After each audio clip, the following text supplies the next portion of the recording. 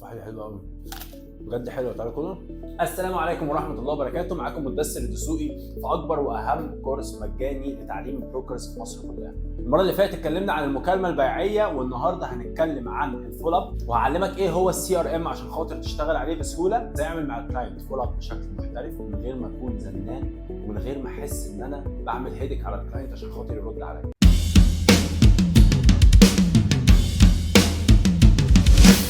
في الحلقه اللي فاتت كنا قلنا ان انت المفروض تاخد كوميتمنت، التزام مع الكلاينت في اخر المكالمه عشان خاطر تعمل كول بعدها او تعمل ميتنج بعدها. طيب ولنفترض ان النهارده يوم السبت وخدتوا ميعاد مع بعض اللي انتوا هتنزلوا يوم الخميس او يوم الاربع الصبح. معنى ذلك ان انت عندك 3 ايام ما بين اليوم اللي اتفقتوا فيه وما بين اليوم اللي هتنزلوا وتتحركوا على المشروع فيه. في ال3 ايام دول هو غالبا من تاني يوم هيبدا ينسى الميعاد بتاعك، وانت محتاج تقول له ان انت واخد معاه ميعاد. بس مش من المنطقي خالص ان انت تقول له كل يوم لو سمحت انا باكد على الميعاد بتاع يوم الخميس، لو سمحت انا باكد على الميعاد بتاع يوم الخميس. فاحنا هنقول له لو سمحت احنا بنأكد عليك الميعاد بتاع يوم الخميس بس بطريقه مدثر الدسوقي. بعد ما تخلص معاه الكول هتبعت له مسج، انا فلان الفلاني اللي اتكلمت معاك بخصوص كذا كذا، تبعت له التفاصيل اللي انتوا اتفقتوا عليها بس مش كل التفاصيل. ممكن في اول شات دي تبعت له البيمنت بلان، يا اما هيقول لك شكرا لحضرتك جدا وعلى ميعادنا ان شاء الله، يا اما هيقول لك ابعت لي بقيه التفاصيل، يا اما مش هيرد عليك خالص. لو قال لك شكرا لحضرتك جدا وعلى ميعادنا ان شاء الله او ما ردش عليك، في الحاله دي هبدا ابعت له كل يوم جزء من بقيه التفاصيل لغايه قبل الميتنج بيوم بالليل. يعني النهارده السبت انا بعت له البيمنت بلان، تاني يوم هبعت له صوره لليونت بتاعته، بعديها بيوم هبعت له صوره من ارض الواقع، بحيث ان هو لو يوم الاحد نسى فيلاقي منك مسج مش مضمونها ان انتوا بينكم ميعاد، لكن هو اول ما شاف الشات بتاعك افتكر الميعاد اللي ما بينكم يوم الخميس، وكل يوم بتعمل معاه كده لغايه قبل الميتنج بيوم بالليل. بتكلمه في التليفون وبتقول له باكد مع حضرتك الميعاد بتاعنا تاني يوم، وهو اوريدي بقاله كذا يوم بيشوف منك مسج بخلال المشروع بتاعه او الوحده بتاعته، فده بيخلق عنده اولا حماس، ثانيا بيكون مفكره بالميعاد اللي بينكم وهيقول لك ان شاء الله باذن الله على ميعاد. ده طبعا لو هو ما غيرش اي حاجه في حساباته او اي حاجه في الكلام اللي بينه. طيب في حاله بقى مدثر ان هو قال لي ابعت لي كل التفاصيل وانا بالفعل بعت له كل حاجه، هتبعت له اي خبر ايا كان ايه هو،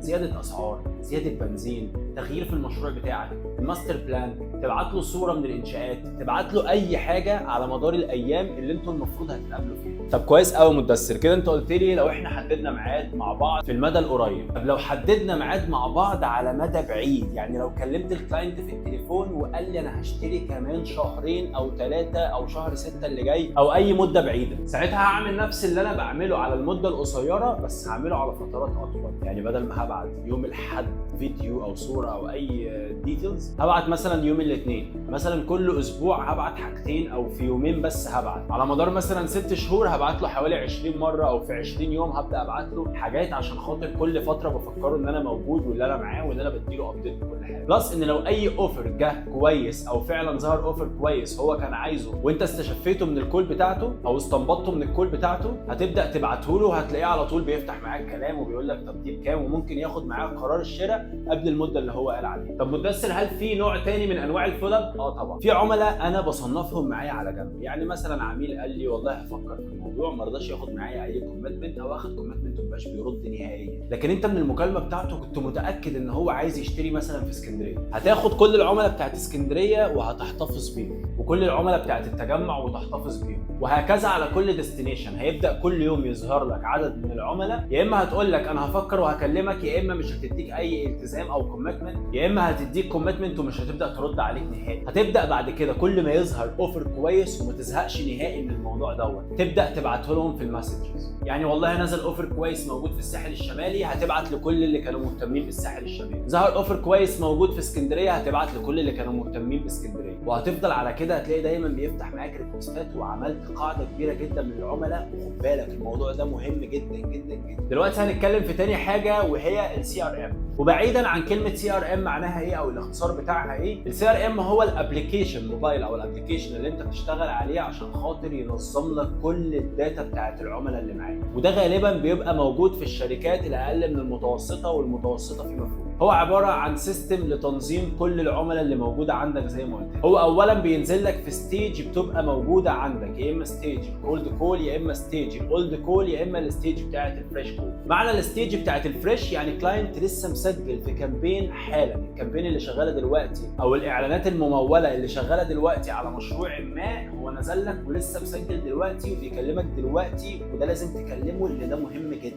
هنفترض انت تابعت مع الكلاينت دوت وما ردش عليك، هتحطه في ستيج النو انسر. طب لو رد عليك وقال لك كلمني كمان ساعتين مثلا، هتحطه في ستيج الفول اب. طب لو رد عليك وحددتوا مع بعض يوم ميتنج محدد بالظبط، هتحطه في السكادجول ميتنج. طب لو رد عليك وطلع البادجت بتاعته مش مناسبه او مش عايز يشتري بالسعر ده خالص وبعيد عن السعر ده وما عندكش حاجه تناسبه، هتحطه لو بادجت. طب لو كلمته وقال لك والله انا سجلت بالغلط، او طلع فعلا حد مش مهتم خالص بالعقارات وملوش اي علاقه عن العقارات نهائي، ده انت هتحطه في الجنك. اما لو كلمته وطلع ان هو فعلا كان مهتم بالعقارات لكن اشترى او خلاص دلوقتي معهوش فلوس او ممكن يشتري في وقت تاني بعيد جدا، ممكن تحطه في النوت انترست. لو الكلاينت حطيته في السكادجول ميتنج وجا بعد كده نزل معاك الميتنج وبعد كده انت بتتابع، بتحطه في ستيج اسمها فولو افتر ميتنج. لما بتكلم الكلاينت وتبقى ما وصلتش معاه لاي حاجه، ممكن ما وصلتلهوش، ممكن طلع جانك، نوت انترستد، ايا كان ايه هو، ده بيتسمى كده اولد كول او اولد كامبين. يعني حاجه انا عملت عليها كامبين بس ده ما اشتراش ساعه الكامبين، فاحنا بنعيد تشغيله او تدويره مره تانية مع سيلز زميلك. ممكن سيلز زميلك ده اللي هو يبقى انت زميل حد كان نازل عنده عميل فريش طازه لسه مسجل دلوقتي في الكامبين، ما وصلش معاه لحاجه خالص، فبعد كده بينزل لك على اساس ان هو اولد كامبين، يعني كامبين اتعملت وهو ما اشتراش فيها. ممكن معاك انت يبدا يتجاوب، ممكن ما تجاوبش مع زميلك او زميلتك. والاولد كول بيبقى اهم كتير جدا من الفريش ليد، لان الاولد كول دوت بيبقى كلاينت اخد السيركل بتاعته، يعني سال مره واثنين وثلاثه واربعه وممكن في اي وقت يشتري، ممكن يشتري معاك وممكن لا. اما الكولد كول دي بتبقى داتا عملاء تقريبا تعتبر عشوائيه، او ممكن تكون ما سجلتش معاك بشكل خاص او ما سجلتش مع الشركه بشكل خاص، او ممكن تكون اشترت قبل كده وانت بتعيد تكلمها تاني عشان خاطر ممكن تحب تشتري مره تانيه. المهم ان هي مش مدفوع فيها فلوس من كامبين. بس كده احنا خلصنا حلقتنا النهارده. اعمل لي لايك، اعمل لي فولو، اعمل لي سبسكرايب وفعل زر الجرس عشان اول ما تنزل الحلقات اللي جايه تخش تشوفها على طول. وخليك فاكر اللي اهم من الشغل تظبيط الشغل.